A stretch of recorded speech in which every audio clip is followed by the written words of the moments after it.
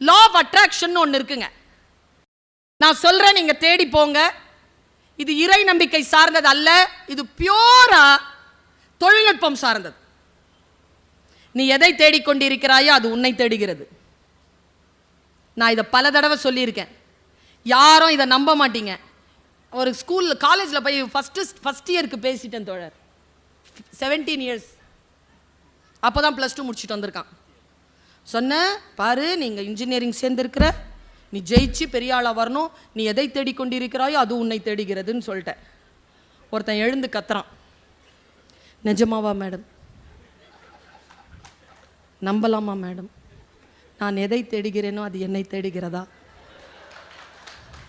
நானும் 3 வருஷமாக தேடிட்டு இருக்கேன். ஏய், நான் சொல்ல வந்தது வேறப்பா.